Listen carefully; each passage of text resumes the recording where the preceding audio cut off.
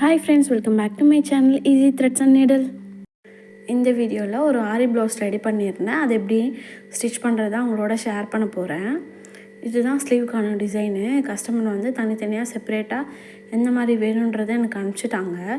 அவங்க சொன்ன மாதிரியே நம்ம ரெடி பண்ணி கொடுத்துட்டோம். இங்கே சைடில் 2 பீஸ் இருக்குது பார்த்தீங்களா, இது வந்து பாப்பாவுக்கு அவங்களோட டாட்டருக்கு காது குத்துறாங்க. அதுக்காக அவங்க ரெடி பண்ண சொன்னது தான் இது. மாமன் டாக்டர் காம்போ மாதிரி எனக்கு ப்ளவுஸும் கொடுத்துருங்க, பாப்பாவுக்கு வந்து குட்டி ஃப்ராக் மாதிரி ரெடி பண்ணி கொடுத்துருங்கன்னு சொல்லியிருந்தாங்க.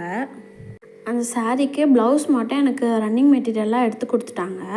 சாரியில் உள்ள ப்ளவுஸை பாப்பாவுக்கு குட்டி ஃப்ராக்காக, பாப்பா பார்த்திங்கன்னா 6 months தான், குட்டி ஃப்ராக்காக அழகாக ரெடி பண்ணி கொடுத்துருங்க அப்படின்னு சொல்லியிருந்தாங்க. நம்மளும் அதுக்கேற்ற மாதிரி ரெடி பண்ணியிருந்தோம். ஃபர்ஸ்ட் வந்து நம்ம பேக் பார்ட்டை ஸ்டிச் பண்ணிக்கலாம். லைனிங் எடுத்து கரெக்டாக சென்டரில் வச்சு நான் கரெக்டாக மார்க் பண்ணிக்கிறேன், பின்லாம் குத்திக்கிறேன். இது என்ன ஒரு மிஸ்டேக் ஆகிடுச்சுன்னா, நான் வந்து இந்த பேட்டர்ன் வந்து ஃபஸ்ட் டைம் ஸ்டிச் பண்ணுறேன். ரொம்ப கஷ்டமாக இருந்துச்சு, பீடெல்லாம் உடஞ்சிட்டே இருந்துச்சு.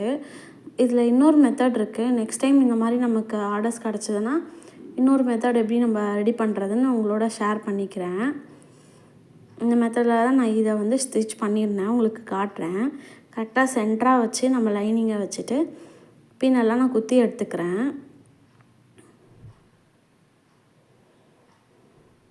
இந்த பீடெல்லாம் உடையாமல் மற்றவங்க எப்படி ரெடி பண்ணுறாங்கன்னு தெரியல. பாருங்கள், நான் ஃபுல்லாக பின்னெல்லாம் குத்தி எடுத்துக்கிட்டேன். கரெக்டாக பேக் சைடு திருப்பிக்கிட்டு அந்த கார்னர்ஸ்லேருந்து நம்ம ஸ்டிச் பண்ண ஸ்டார்ட் பண்ணிக்கலாம். ஃபர்ஸ்ட்டு வந்து ஃபோட்டரை வந்து நான் சேஞ்ச் பண்ணிக்கிறேன். இதில் ரொம்ப கம்ப்ளீட்டாக காட்டல, இந்த ஆரி ஒர்க்கை மட்டும் எப்படி நான் ஸ்டிச் பண்ணியிருக்கேன்னு மட்டும்தான் காட்டுறேன். கம்ப்ளீட்டான ஒரு வீடியோவை நான் இதில் காட்டல, ஏன்னா ரொம்ப லென்த்தாக போகும். அதனால் கரெக்டாக இந்த கார்னர்லேருந்து நான் அந்த ஓரத்துலேயே ஸ்டிச் பண்ணி வரேன். இந்த இடம்லாம் எனக்கு த்ரெட்டு தான் இருக்குது, அதனால் எந்த ஒரு டேமேஜும் இல்லை. மற்றபடி பீட்ஸ் இருக்க இடத்துலலாம் எனக்கு அங்கே எல்லா கார்னர்ஸ்லேயும் கம்பல்சரி 1 இல்லை 2 பீடு உடஞ்சிட்டே இருந்துச்சு. ப்ளவுஸ் கம்ப்ளீட்டாக முடித்ததுக்கப்புறம் தான் நான் உட்காந்து அந்த உடஞ்ச பீஸெல்லாம் வந்து ஸ்டிச் பண்ணிகிட்டு இருந்தேன். பட் இந்த மாதிரி உடஞ்சாலும் நம்ம வந்து ஆல்ட்ரு பண்ணிக்கலாம். இது வந்து நமக்கு பீடு தான் உடையுது. ஸோ அந்த இடத்துல நமக்கு பீடுக்கான கேப் இருக்கும், நம்ம ஸ்டிச் பண்ணிக்கலாம்.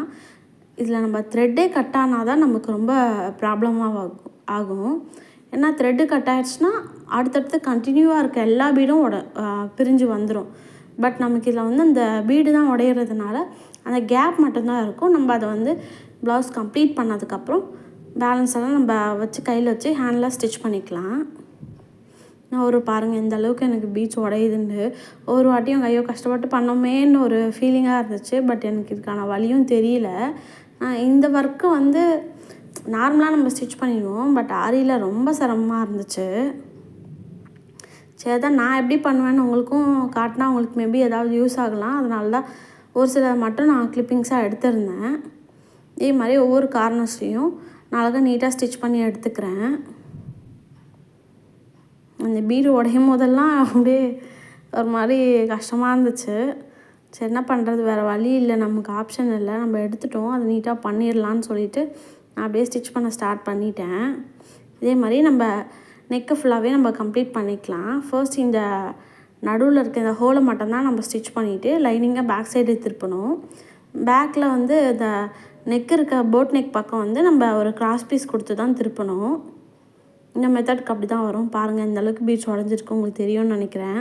கரெக்டாக இந்த கார்னர்ஸில் ஒரு 2 பீடு ஒவ்வொரு இடத்துலையும் எனக்கு டேமேஜ் ஆகியிருந்துச்சு. அவ்வளோதான், நம்ம ஃபுல்லாக ஸ்டிச் பண்ணி முடிச்சாச்சு.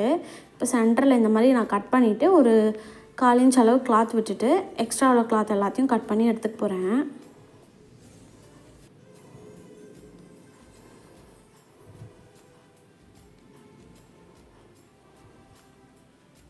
சாரி ஃப்ரெண்ட்ஸ், அதனால் தொடர்ந்து வீடியோ போட முடியல. நிறைய சிஸ்டர் வந்து கேட்டிருந்தாங்க இன்ஸ்டாவில், ஒரு சில வீடியோஸ்லாம் அனுப்பி எனக்கு இந்த மாதிரி சொல்லித்தாங்கன்னு சொல்லி கேட்டிருந்தாங்க. பட் எனக்கு அதுக்கு டைமே இல்லை. நான் வேறு ஒர்க்கு ஜாயின் பண்ணிட்டேன்னு சொல்லியிருந்தேன் இல்லையா, நான் வந்து சேல்ஸ் கால் தான் பண்ணணும். என் ஹஸ்பண்டோட அவங்க கூடயே தான் நானும் ஒர்க் பண்ணுறேன். பட் ஒர்க் ஃப்ரம் ஹோம் தான். பட் எனக்கு அதுக்கு டைம் கரெக்டாக இருக்குது. ஈவினிங் எங்கள் பாப்பா வந்துடுவா, இதுக்குன்னு உட்கார்றதுக்கு எனக்கு டைம் வந்து பத்தலை. அது இல்லாமல் நமக்கு யாரும் இப்போதைக்கு தைக்கவும் கொடுக்கல. இது புது இடம்ன்றதுனால யாருக்கும் நம்ம தைக்கிறோன்ற ஐடியாவே இல்லை. அதனால தான் என்னால் கொஞ்சம் துணியும் இல்லை, நம்ம தைக்கவும் முடியல. இதுதான் மெயின் ரீசன் என்னால் வீடியோஸ் போட முடியல. பாருங்கள், இந்த மாதிரி கம்ப்ளீட்டாக நம்ம அழகாக நீட்டாக திருப்பி எடுத்துகிட்டு நம்ம சுற்றிலும் எப்போதும் போல் ஸ்டிச் போட்டு எடுத்துக்கலாம். நெக்கும் நம்ம அதே மாதிரி தான் இப்போ பண்ண மாதிரியே நெக்கும் ஃபினிஷ் பண்ணிக்கலாம். இப்போ வந்து ஸ்லீவ் எடுத்திருக்கேன்.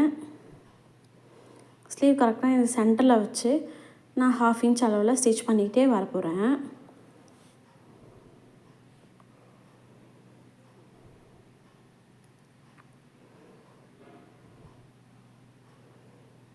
½ இன்ச்சுக்கு கரெக்டாக அப்படியே ஸ்டிச் பண்ணிகிட்டே வரேன்.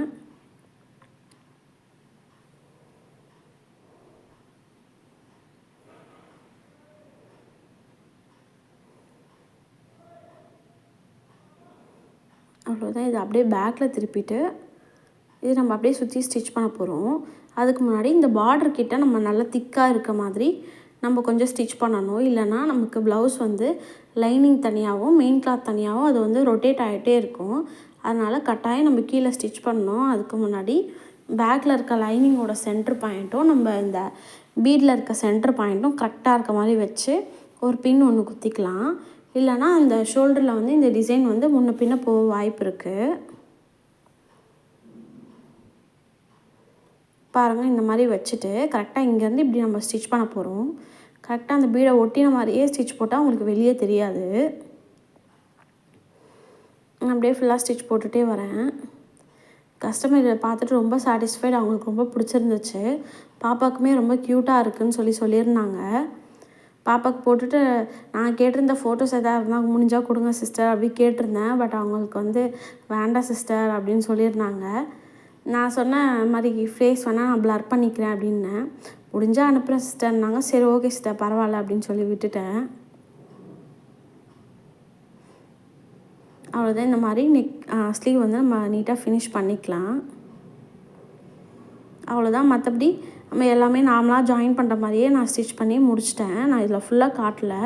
நான் ஒரு சிலது எடுத்திருந்தேன், அது மட்டும் உங்களுக்கு யூஸ் ஆகுன்றதுனால வீடியோஸாக மேக் பண்ணியிருந்தேன். எக்ஸ்ட்ரா உள்ள கிளாத்தில் இந்த மாதிரி கட் பண்ணி எடுத்துக்கலாம். இதுக்கு அடுத்து வந்து இந்த குட்டி பாப்பாவோட ட்ரெஸ்ஸு குட்டி ஃப்ராக் எப்படி ரெடி பண்ணன்றதை உங்களுக்கு வீடியோவாக நான் ஷேர் பண்ணுறேன். பாருங்கள், ஸ்லீவ் நல்லா வந்திருந்தது. தேங்க்யூ.